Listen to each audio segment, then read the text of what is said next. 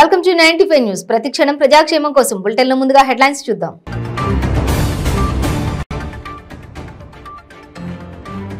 Oscar అవార్డుల బరిలో అడుగుపెట్టిన తెలుగు పాట. ఆస్కార్ నామినేషన్ ఖరారైన RRR చిత్రంలోని నాటు నాటు సాంగ్. కొత్త సచివాలయం నిర్మాణ పనులను పరిశీలించిన తెలంగాణ ముఖ్యమంత్రి కేసీఆర్. ఫిబ్రవరి 17న కేసీఆర్ పుట్టినరోజున సచివాలయాన్ని ప్రారంభించేందుకు సన్నాహాలు.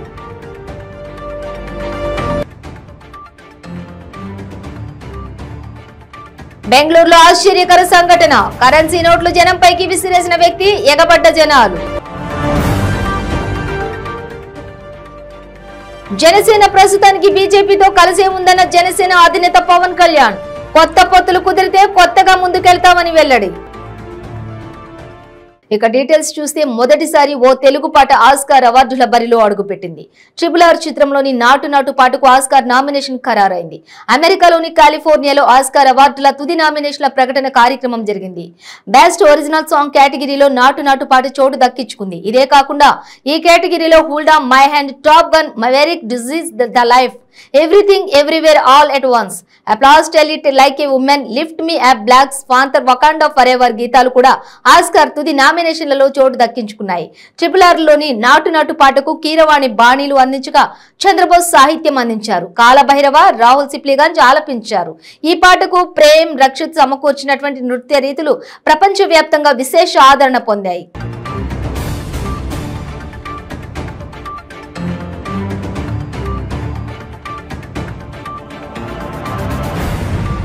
తెలంగాణ ముఖ్యమంత్రి కేసీఆర్ కొత్త సచివాలయం నిర్మాణ పనులను పరిశీలించారు. ఆయనతో పాటు పలువురు మంత్రులు కూడా వెళ్లారు. చిన్న చిన్న పనులు మినహా నిర్మాణం పూర్తయింది. 6వ అంతస్తులో సీఎం ఛాంబర్, సీఎంఓ అధికారుల ఛాంబర్స్, క్యాబినెట్లను ఏర్పాటు చేశారు. మరోవైపు సచివాలయం ప్రారంభోత్సవానికి ముహూర్తం ఫిక్స్ అయింది. ఫిబ్రవరి 17న కేసీఆర్ పుట్టినరోజున సచివాలయాన్ని ప్రారంభిస్తారు.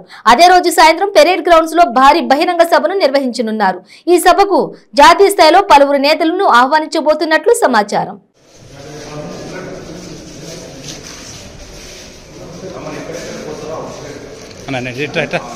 శర్మ గారు ఎట్రా ఎట్రా ఎట్రా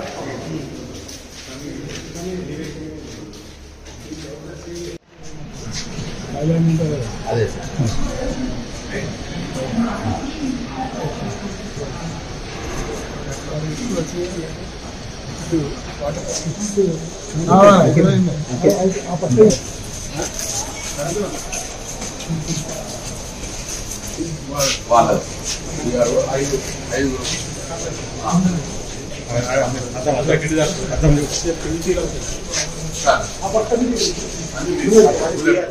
బెంగళూరులోని ఆశ్చర్యకర సంఘటన జరిగింది. నగరంలోని నడి రోడ్డుపై కరెన్సీ నోట్ల వర్షం కురిసింది. కేఆర్ మార్కెట్ వద్ద సిర్సి సర్కిల్ ఫ్లైఓవర్ పైనుంచి ఓ వ్యక్తి కరెన్సీ నోట్లు జనంపైకి విసిరేశాడు. ఆ నోట్లను అందుకునేందుకు ప్రజలు పోటీలు పడ్డారు. వాహనాలు ఆపి మరీ రోడ్డుపై నోట్ల వేట సాగించారు. దాంతో అక్కడ భారీగా ట్రాఫిక్ జామ్ అయింది. నోట్లు విసిరిన వ్యక్తి సూటు బూటు ధరించి మెడలో ఓ గోడ గడియారాన్ని తగిలించుకుని విచిత్ర వేషధారణతో కనిపించాడు. చేతి సంచి నిండా ఉన్న కరెన్సీ నోట్లను ఫ్లైఓవర్ పైనుంచి వెదజల్లుతూ అందరి దృష్టిని ఆకర్షించాడు. దీనికి సంబంధించిన వీడియో సామాజిక మాధ్యమాల్లో వైరల్ అవుతోంది. కాగా ఆ వ్యక్తి వెదజల్లింది 10 నోట్లని తెలుస్తోంది.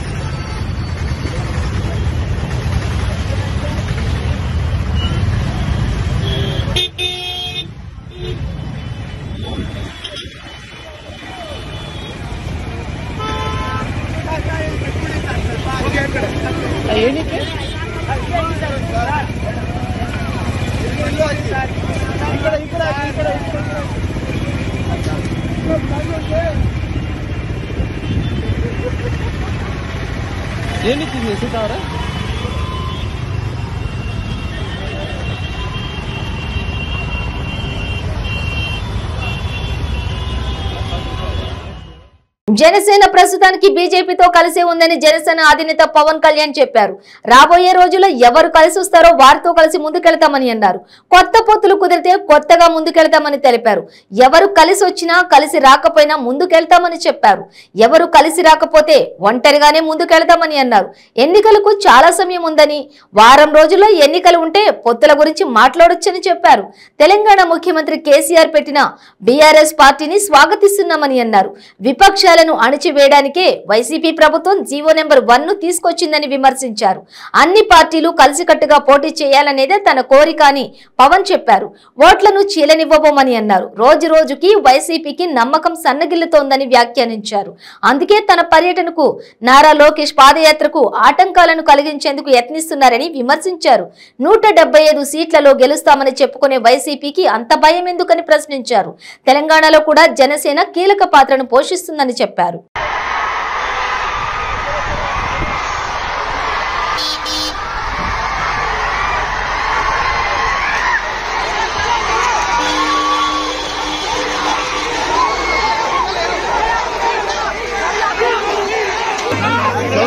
Sir, please.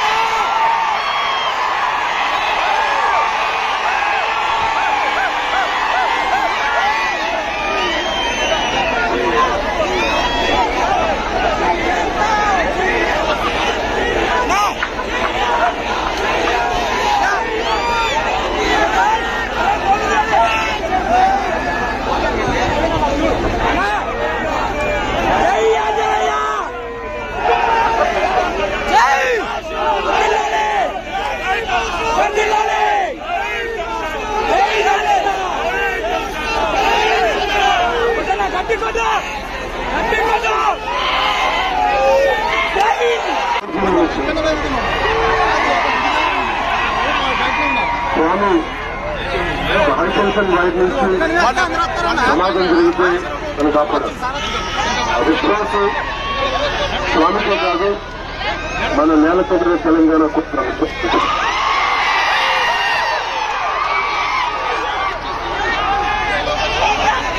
పునర్జన్మనిచ్చిన నేల మన నేలకొండ తెలంగాణ. అలాంటి తెలంగాణ తల్లికి మొక్కుకుంటూ పాదాభివందనాలు చేస్తున్న తల్లికి భవిష్యత్తులో రాబోయే కొత్త తరం కొరకు జనసేన ఎందరి కోసం పనిచేస్తుంది తెలంగాణలో కూడా తెలియజేస్తుంటూ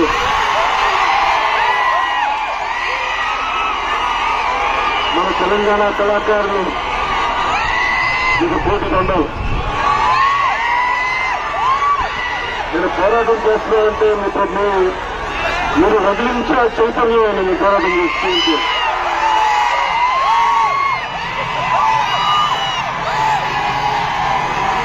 ఒకటే కోరుకున్నా, ఆంజనేయుని నారసింహ సంహిత ఉండగొట్టు ఆంజనేయుడిని ఎక్కడ పంచముఖ ఆంజనేయుడు ఉంటాడు కానీ ఎక్కడైనా 2 ముఖాలు ఉన్న నారసింహ ముఖం ఉన్న ఆంజనేయుడు ఇక్కడే. అలాంటి ఉండగొట్టు ఆంజనేయుడిని ఎక్కడే కోరుకున్నాడు. తుదిశ్వాస వరకు నా దేశం కోసం, మన తెలంగాణ కోసం, మన తెలుగు రాష్ట్రాల ఐక్యత కోసం పనిచేస్తాం. ప్రతి సభకు నాలుగు కోసం పనిచేస్తాం. మన వాహనానికి కూడా తల్లి వారాహి పేరు పెట్టారు. వారాహి అంటే దుష్టిని శిక్షించేది, మంచి వారిని రక్షించేది. అలాంటి తల్లి వాహన ఆవిడ ఆఫీసులు ఉన్నామని చెప్పి ఆవిడ పేరు పెట్టుకొని అందరూ, ముఖ్యంగా తెలంగాణ నాయకులందరూ కూడా గత 3 రోజులుగా ఇక్కడ ఉన్న ఏర్పాటు చేసిన ప్రతి ఒక్కరికి పూర్ణ తెలుగు సైనికులకి, ఆడపడుతులకి, ఇతర మహిళలకు కూడా పూర్తిగా ధన్యవాదాలు తెలియజేసుకుంటూ మన పోరాటం సామాన్యులు పెళ్లిపెట్టి ఎవరైనా సరే మనకి వారి మన పోరాటం అందరికీ ఆనందంగా ఉండాలి, దేశం సురక్షంగా ఉండాలి. అన్నిటికంటే సనాతన ధర్మం నిలబడాలి ఈ దేశంలో. దాని సనాతన ధర్మం కోసం మేము నిలబడి ఉంటాం తెలియజేసుకుంటూ ఒక్కసారి జై ప్రజలంకలోని నా వందనాలు అన్వేషాన్ని తెలియజేసుకుంటూ జై తెలంగాణ.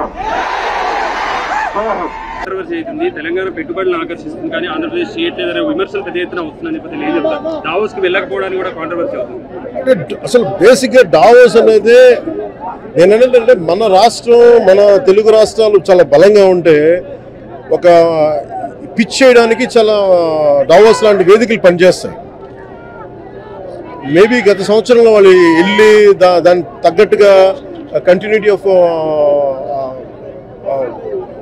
ఏమంటుందని వెళ్ళిన విధానాన్ని కంటిన్యూ చేస్తుంటే మేము పెట్టుబడులు వచ్చాయేమో. అది మనకి ఆంధ్రప్రదేశ్ తెలిసిన విషయం తెలిసిందే కదా. అందువల్ల ఏంటంటే ఆరంభంలో ఉన్నంత ఉత్సాహం దాన్ని కంటిన్యూ చేయడంలో ఉండదు. అది సమస్య.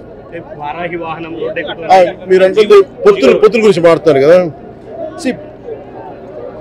నేను ఎప్పుడు చెప్తానంటే ఖచ్చితంగా పొత్తులు అందరికీ స్పష్టత ఎలా వస్తుంటే, ఇప్పుడు ఈ రోజు కనుక ఇంకొక వారం రోజుల్లో ఎలక్షన్ డేట్స్ అని ప్రకటిస్తే పొత్తుల మీద స్పష్టమైన అవగాహన వస్తుంది. ఎందుకంటే అప్పుడు దాకా అన్ని పార్టీలు కూడా, మేము కానీ మిగతా పార్టీలు ఎవరైనా సరే చాలా మల్లగుల్లాలు పడతాం. అదే నేను అనుకుంటుంది ఏంటంటే ప్రజలందరినీ దృష్టిలో పెట్టుకొని ఓట్లు చీలకూడదు అనేదే నా అభిప్రాయం. ఎందుకంటే చాలా అవసరం డెమోక్రసీలో. ప్రతిసారి ఓట్లు చీలిపోయి తర్వాత ఎవరి కాళ్ళు విడిగా ఉండి అనేది నా అభిప్రాయం. కానీ నేను అనుకున్నట్టుగా అందరూ కలిసి రావాలని లేకపోవచ్చు. ఎవరు కలిసి వచ్చినా రాకపోయినా మేము అలయన్స్ బీజేపీతో ఉన్నాం కాబట్టి బీజేపీతో వెళ్తాం, లేదంటే ఒంటరికి వెళ్తాం, లేదంటే కలిసి కొత్త పొత్తులు వస్తే కొత్త పొత్తులు. సార్, మీరు వారాన్ని స్టార్ట్ చేశారు. మరో పక్కన GO1 గురించి కోర్టులో వాదనలు జరుగుతున్నాయి. రేపు లోకేష్ పాదయాత్ర ఉంది. సో ఈ పరిస్థితిలో GO1 తీసుకురావడాన్ని ఎట్లా చూస్తారు? ఇది ఖచ్చితంగా దాంట్లో మనం ఏమంటుంది, రాకెట్ సైన్స్ కాదు, బ్రహ్మ విద్య కాదు. బేసిక్గా ఆయన ఆలోచించేది ఏంటంటే ఎవరు తిరగకూడదు. నిజంగా వాళ్ళకి 175కి 175 సీట్లు వచ్చేస్తాయి అన్న నమ్మకం కానీ విశ్వాసం కానీ గచ్చిబౌలిలోని జీపీఆర్కే క్వార్టర్స్ వద్ద రోడ్డుకు ఇరువైపులా ఫుట్పాత్ పై ఉన్నటువంటి గుడిసెలను జీహెచ్ఎంసీ అధికారులు తొలగించారు. భారీ పోలీస్ బలగాల మధ్యలో గుడిసెలు తొలగించారు. సుమారు 50 గుడిసెలు తొలగించారు. ఇదివరకే నోటీసులు జారీ చేశామని, కొంతకాలంగా వారిని ఖాళీ చేయాల్సిందిగా సూచించామని అన్నారు. అయినా ఖాళీ చేయకపోవడంతో కోర్టు ఆదేశాల మేరకు కూల్చివేతలు చేపట్టామన్నారు.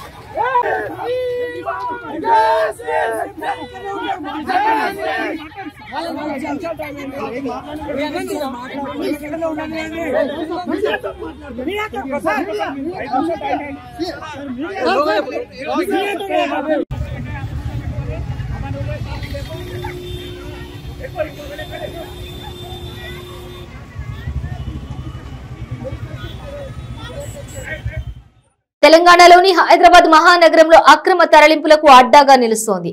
ప్రతిసారి ఏదో ఒక దొంగతనాలు, స్మగ్లింగ్, హత్యలు, అక్రమ తరలింపులతో వార్తల్లో వచ్చి చేరుతోంది.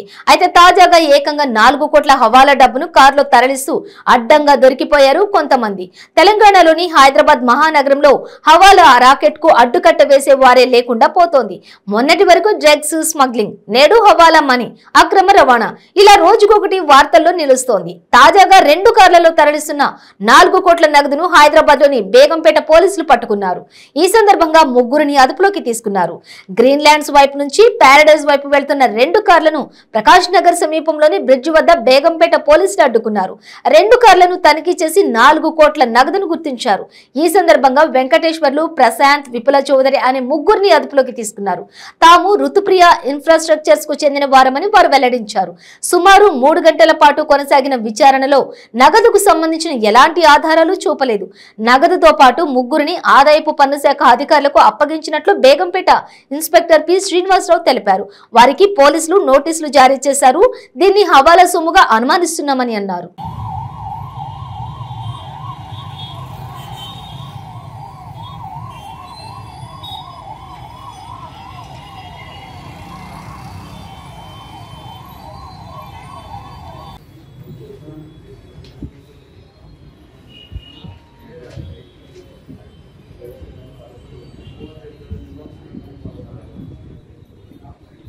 సార్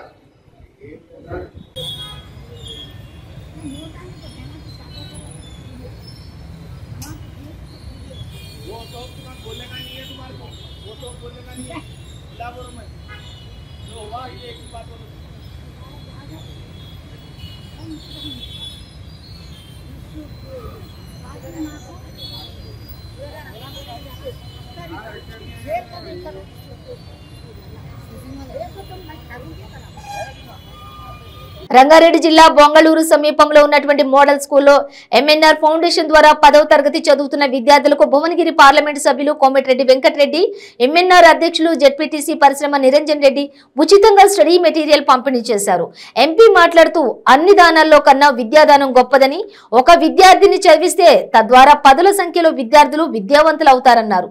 చదవాలని కోరిక ఉంటే తాను చదివిస్తానని, పేదరికం చదువుకు అడ్డం కాకూడదన్నారు. పేదవాళ్లు ఉన్నత విద్యను అభ్యసించి మంచి స్థాయిలో ఉండాలని అన్నారు. ప్రాంతాలకు సంబంధం లేకుండా విద్యార్థులకు సేవ చేస్తారని తెలిపారు.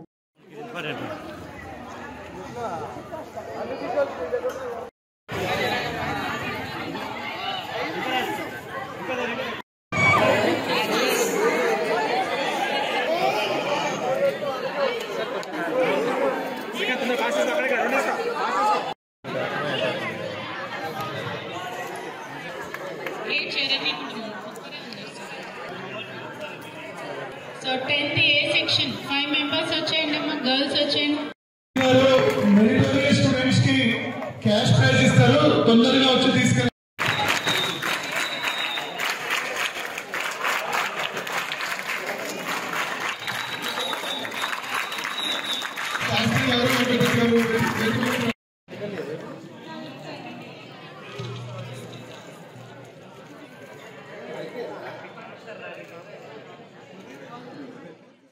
హైదరాబాద్ మెట్రో రైలు మార్గంలో సాంకేతిక సమస్య ఎదురైంది. అమీర్పేట నుంచి రాయదుర్గం వెళ్లే మార్గంలో సాంకేతికత సమస్య ఏర్పడింది. రాయదుర్గం నుంచి అమీర్పేట వచ్చే రూట్ లోనే అప్ అండ్ డౌన్ ట్రైన్లు నడిపారు. ఒకే రూట్ నుంచి రైళ్లను నడపడంతో చాలా మెట్రో ట్రైన్లు ఆలస్యంగా నడిచాయి. ఇక సరైన సమాచారం లేకపోవడంతో ప్రయాణికులు ఇబ్బందులు పడ్డారు.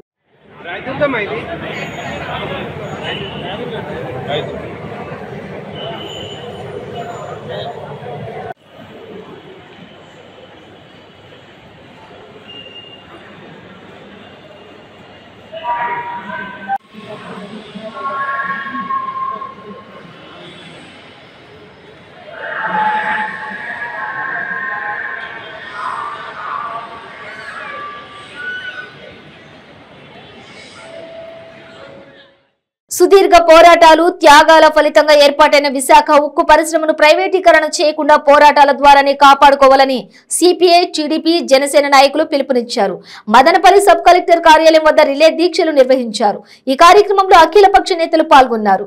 ఈ సందర్భంగా వారు మాట్లాడుతూ 32 మంది ప్రజల బలిదానాలతో, 26,000 మంది రైతుల త్యాగాలతో, 76 మంది శాసనసభ్యులు, 7 పార్లమెంటు సభ్యుల రాజీనామాలతో ఆంధ్రుల హక్కు విశాఖ ఉక్కు సాధించుకున్నారని గుర్తు చేశారు. అటువంటి కర్మాగారాన్ని ప్రైవేటీకరణ చేస్తే సహించేది లేదని హెచ్చరించారు. నమస్కారం. ఈరోజు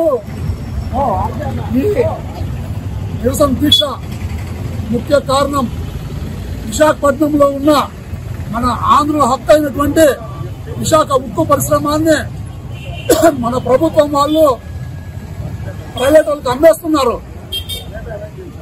అమ్మకూడదనే జనసేన పార్టీ, సిపిఐ, ఏఐటీసీ అందరూ కూడా పెద్ద ఎత్తున పోరాటం చేస్తున్నాము. మన ఆంధ్రప్రదేశ్ కి ఉన్న ఏకైక పరిశ్రమ ఈ ఉక్కు విశాఖపట్నంలో ఉన్న ఉక్కు కర్మాగారం విశాఖ స్టీల్ ప్లాంట్. దాదాపు 35,000 మంది కార్మికులు అక్కడ విశాఖపట్నంలో పనిచేస్తున్నారు. ప్రత్యక్షంగా పరోక్షంగా లక్షలాది మందికి అదే జీవనాధారమైంది. మనకున్న భారతదేశంలోనే మాకు ఆంధ్రప్రదేశ్కి ఒక ప్లాంట్ అంబాసిడర్ అంటే విశాఖ స్టీల్ ప్లాంట్. అట్లా ఉక్కు పరిశ్రమని మీరు ఈరోజు నష్టాల్లో ఉంది ఇది అని అమ్మేస్తున్నారు. దానికి కారణం ఒకటే, 35,000 ఎకరాలు ఉంది విశాఖపట్నంలో ఉన్న స్టీల్ ప్లాంట్ సంబంధించిన భూమి. ఆ 35,000 ఎకరాలు రియల్ ఎస్టేట్ కోసము ఇక్కడ ఉన్న జగన్మోహన్ రెడ్డి ప్రధానమంత్రి లాలూచి పడి అమ్మేదానికి మీరు ప్రయత్నాలు చేస్తున్నారు. మేము ఒకటే చెప్తున్నాం ఈ ముఖ్యమంత్రికి, తెలంగాణలో ఉన్న మీరు సింగరేణి గనులు అమ్మే మీ వల్ల అవుతుందా? కాదు, చేయలేరు. అక్కడ పోతే అందరినీ పంపించేస్తారు. ఇక్కడ అడిగే వాళ్ళు లేరని మీరు ఏది పడితే అది కుదోబెట్టేస్తారు. కలెక్టర్ కార్యాలయం కుదోబెట్టేస్తారు, ఎంఆర్ఓ ఆఫీస్ కుదోబెట్టేస్తారు, ఇరిగేషన్ డిపార్ట్మెంట్ కుదోబెట్టేస్తారు, రైల్వే వాళ్ళని ప్రైవేటీకరణ చేస్తారు, ఎయిర్లైన్స్ ప్రైవేటీకరణ చేస్తారు. అలాగే మీకేం నచ్చేది అమ్మేదానికి ప్రయత్నాలు చేస్తారు. మీరు పరిటాల రవీంద్ర వర్ధంతి కార్యక్రమం స్వగ్రామం అనంతపురం జిల్లా వెంకటపురంలో నిర్వహించారు. పరిటాల ఘాట్ దగ్గర కుటుంబ సభ్యులు అభిమానులతో కలిసి నటుడు నందమూరి తారక రత్న నివాళులర్పించారు. పరిటాల రవి ఘాట్ దగ్గర కదిరి మాజీ శాసనసభ్యులు కందికుంట వెంకట ప్రసాద్, ధర్మవరం నియోజకవర్గం తెలుగుదేశం పార్టీ నాయకులతో కలిసి పరిటాల శ్రీరామ్ నివాళులర్పించారు. పరిటాల రవీంద్ర ఆశయ సాధన కోసం అనేక సేవా కార్యక్రమాలు చేపడుతున్నామన్నారు శ్రీరామ్. మరోవైపు పరిటాల రవీంద్ర 18వ వర్ధంతి సందర్భంగా తెలుగుదేశం పార్టీ కేంద్ర కార్యాలయంలో ఆయన విగ్రహానికి పూలమాలలు వేసి నివాళులర్పించారు నేతలు. ఈ కార్యక్రమంలో టీడీపీ నేతలు పాల్గొన్నారు. ఒక వ్యక్తిగా మొదలైన ప్రస్థానం ఒక శక్తిగా మారి రాష్ట్ర స్థాయిలో తనకంటూ ఒక ముద్ర వేసుకున్న మహనీయుడు పరిటాల రవీంద్ర అని నేతలు పేర్కొన్నారు.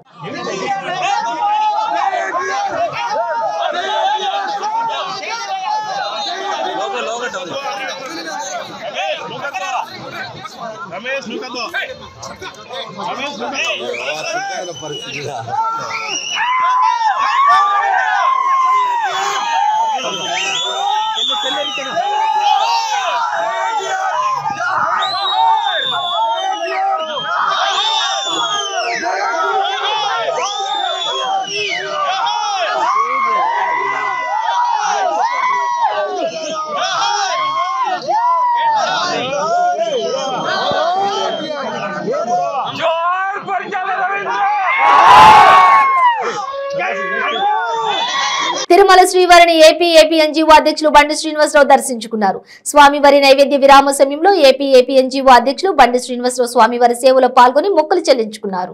దర్శనానంతరం రంగనాయకుల మండపంలో వేద పండితులు వేద ఆశీర్వాదం అందించగా ఆలయ అధికారులు పట్టు వస్త్రంతో సత్కరించి స్వామివారి తీర్థ ప్రసాదాలను అందజేశారు. అనంతరం ఆలయం వెలుపలకు వచ్చిన ఆయన మీడియాతో మాట్లాడుతూ రాష్ట్రంలోని ఉద్యోగ ఉపాధ్యాయ కార్మికులందరికీ కూడా సకాలంలో జీతాలు పడాలనేదే మా ఆకాంక్ష అని, రాష్ట్ర ప్రభుత్వానికి ఆర్థిక పరిస్థితి మెరుగుపడాలని స్వామివారిని వేడుకున్నట్లు చెప్పారు. ఎన్నో రోజులు ప్రభుత్వాన్ని అనేక మార్లు ఉద్యోగులకు రావాల్సిన నిధులపై, కాంట్రాక్టు ఉద్యోగుల పర్మనెంట్, అవుట్ సోర్సింగ్ ఉద్యోగులకు తగిన వేతనం, గ్రామ వాలంటీర్లకు బదిలీని విరమించాలని ప్రభుత్వంను కోరడం జరిగిందన్నారు. ఏపీ సీఎం కాంట్రాక్టు ఉద్యోగుల విషయంలో ఇచ్చిన ఎన్నికల హామీని వెంటనే అమలు చేయాలని కోరారు. ఉద్యోగుల డిమాండ్లను నెరవేర్చకపోతే అవసరమైతే ఉద్యమ కార్యాచరణకు కూడా సిద్ధంగా ఉన్నామని ఆయన హెచ్చరించారు. శ్రీవారి దర్శనం ఈ రాష్ట్రంలో ఉన్నటువంటి ఉద్యోగ ఉపాధ్యాయ కార్మిక పెన్షన్లందరికీ కూడా సకాలంలో అంటే 1వ తారీఖున జీతాలు పడాలనేది మా ఆకాంక్ష. అదేవిధంగా రాష్ట్ర ప్రభుత్వానికి కూడా ఆర్థిక పరిస్థితి బాగుండాలని కూడా ఆ స్వామివారిని కోరుకున్నాము. అదే ఎన్నో రోజులుగా ప్రభుత్వాన్ని మేము అనేక దఫాలుగా మాకు రావాల్సినటువంటి జీపీఎఫ్లు, మాకు రావాల్సినటువంటి ఏపీజీఎల్ఐ, అలాగనే కాంట్రాక్ట్ ఉద్యోగుల రెగ్యులైజేషను, అవుట్ సోర్సింగ్ ఉద్యోగుల యొక్క జీతాలు పెంచాలన్నటువంటి అనేక డిమాండ్లు పెట్టున్నాము. అలాగనే సిపిఎస్ రద్దు కావాలని, కాంట్రాక్ట్ ఉద్యోగులు రెగ్యులరైజ్ చేయాలని, అలాగనే గ్రామవార్డు సచివాలయ ఉద్యోగులకి బదిలీ ప్రక్రియని సత్వరమే నిర్వహించాలని కూడా కోరి ఉన్నాము. మరి అలాగనే ఈ రాష్ట్రంలో ఉన్నటువంటి కాంట్రాక్ట్ ఉద్యోగులు మాత్రం తక్షణమే, ఇప్పటికే చాలా ఆలస్యమైంది. ముఖ్యమంత్రి గారు ఏదైతే ఎన్నికల హామీ ఇచ్చారో ఆ హామీ నిలబెట్టుకోవాలని కూడా ముఖ్యమంత్రి గారిని కోరుతున్నాము. అలాగనే మాకు రావాల్సినటువంటి డిఏలు 1/7/2018 నుంచి రావాల్సినటువంటి డిఏలు వాటి యొక్క ఎరియర్స్ని ఇవ్వాలా. అలాగనే 1/1/2022 నుంచి 1/7/2020 నుంచి ఆ డిఏలు కూడా ప్రభుత్వం వెంటనే రిలీజ్ చేయాలా. ముఖ్యమంత్రి గారు మరి సంక్రాంతి పండుగ సందర్భంగా ఒక డిఏ ఇస్తామని చెప్తున్నారు. దాన్ని వెంటనే జీవో రూపంలో ఇవ్వాలని కూడా ప్రభుత్వాన్ని డిమాండ్ చేస్తున్నారు. చాలా ఇంకేంటి అంటే ఉద్యమ రూపంలో అంటే ఆల్మోస్ట్ ఆల్ మొన్న చేసిన ప్రకటనకు అనుగుణంగా ఈ యొక్క జనవరి నెలలో సంక్రాంతి పండుగ వరకు వేచి చూసాము. మా రాష్ట్రంలో ఉన్నటువంటి ఏపీ ఎన్జిఓ సంఘం రాష్ట్ర ఎగ్జిక్యూటివ్ సమావేశంలో కానీ అదేవిధంగా జేఏసీ సమావేశం 2 సమావేశాలు కూడా నిర్వహించుకొని ఈ యొక్క డిమాండ్స్ కనుక నెరవేరకపోతే అవసరమైతే ఉద్యమ కార్యాచరణకి మేము సిద్ధంగా ఉండాలని కూడా తెలియజేస్తున్నాం. గత 2.5 సంవత్సరాలుగా తనపై తన కుటుంబంపై ఒక సెక్షన్ ఆఫ్ మీడియా అసత్యపు ఆరోపణలు చేస్తోందని ఎంపీ అవినాష్ రెడ్డి ఆరోపించారు. మాజీ మంత్రి వైఎస్ వివేకానంద రెడ్డి హత్యకు సంబంధించి సిబిఐ నోటీసులపై ఆయన స్పందించారు. అవినాష్ రెడ్డి మాట్లాడుతూ తనపై వచ్చిన అభియోగాలు జీర్ణించుకోలేకపోతున్నామన్నారు. తానేమిటో తన వ్యవహార శైలి ఏమిటో ఈ జిల్లా ప్రజలకు అందరికీ బాగా తెలుసునని అన్నారు. రోజు ఉచితంగా భోజనం ఇచ్చే పథకాన్ని ఇవాళ నుంచి ప్రారంభించి మరి ఈ కార్యక్రమాన్ని సహకారంగా అందించవలసిందిగా మనం చేస్తాం. చెప్పినట్టుగా నిన్న మధ్యాహ్నం పులివెందులకు వచ్చి నోటీస్ ఇవ్వడం జరిగింది. ఇవాళ మధ్యాహ్నంకి రమ్మని చెప్పారు. కానీ ముందే ఫిక్స్ అయిన ప్రోగ్రామ్స్ అన్నీ ఉన్నాయి కాబట్టి ఒక 4-5 days గడువు కోరగానే తర్వాత వాళ్ళు నెక్స్ట్ ఎప్పుడైతే నోటీస్ ఇస్తారో ఆ నోటీస్ ఇచ్చినప్పుడు తప్పకుండా వెళ్ళి వాళ్ళకున్న సందేహాలు కావచ్చు, ప్రశ్నలు కావచ్చు, తప్పకుండా ఆన్సర్స్ ఇవ్వడం జరుగుతుంది. గడిచిన 2.5 yearsగా విపరీతమైన క్యారెక్టర్ అసాసినేషన్ జరిగింది. విపరీతమైన మీడియా ట్రయల్ జరిగింది.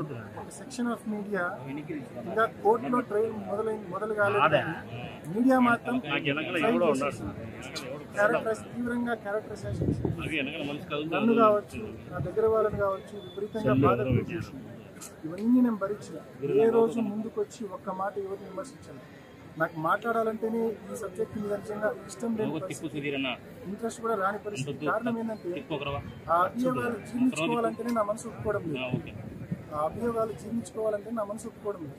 నేనేమిటో, నా వ్యక్తిత్వం ఏమిటో, నా వ్యవహార శైలి ఏమిటో ఈ జిల్లా ప్రజలకైతే తప్పకుండా బాగా తెలుసు. వాళ్ళకి నేను ఎటువంటి వాడిని తెలుసు. నేను ప్రతి ఒక్కరిని కూడా ఒకటే మనవి చేస్తూ ఉన్నాను, ఒకటి మనవి చేస్తూ ఉన్నా. ప్రతి ఒక్కరిని కూడా న్యాయం గెలవాలా, నిజం తేలాలా, ట్రూత్ మస్ట్ ప్రివైల్. నిజం అనేది తప్పకుండా గెలవాలని చెప్పి ప్రతి ఒక్కరు మనస్ఫూర్తిగా దేవుణ్ణి కోరుకోండి. నిజం గెలవాలని మాత్రమే కోరుకోండి. మీడియా మిమ్మల్ని కూడా మనవి చేస్తూ ఉన్నా, నిజం గెలవాలని చెప్పి మీరు కోరుకోండి. అంతే తప్ప ఇష్టం వచ్చినట్టు కంక్లూషన్స్ డ్రా చేయొద్దు. ఎంతమంది మనసులు బాధపడతాయి, దగ్గర వాళ్ళు ఎంత బాధపడతారు. ఇటువంటి కంక్లూషన్స్ మీరు డ్రా చేసి క్యారెక్టర్స్ అసాసినేట్ చేసి మీడియా ట్రైల్ చేస్తే ఎంత బాధకు గురవుతారో మీ కుటుంబాలు ఏమైనా జరిగితే మీకు తెలుస్తుంది. కాబట్టి ఖచ్చితంగా బాధ్యత కలిగిన వ్యక్తులుగా ప్రవర్తించండి. కంక్లూషన్స్ డ్రా చేయొద్దండి. నిజం బయటికి తీయడానికి, నిజం గెలవడానికి మీరు ఏమేమి చేయాలో తప్పకుండా మీరు చేయండి. బులెటిన్ ముగించే ముందు హెడ్లైన్స్ మరోసారి.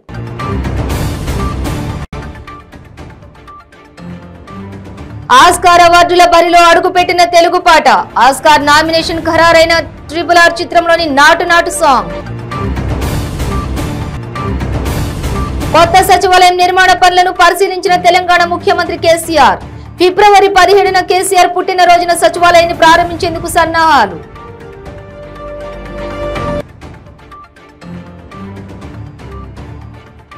బెంగళూరులో ఆశ్చర్యకర సంఘటన. కరెన్సీ నోట్లు జనంపైకి విసిరేసిన వ్యక్తి, ఎగబడ్డ జనాలు. జనసేన ప్రస్తుతానికి బీజేపీతో కలిసే ఉందన్న జనసేన అధినేత పవన్ కళ్యాణ్. కొత్త పొత్తులు కుదిరితే కొత్తగా ముందుకెళ్తామని వెల్లడి. ఇవి బులెటిన్ డీటెయిల్స్. చూస్తూనే ఉండండి 95 న్యూస్.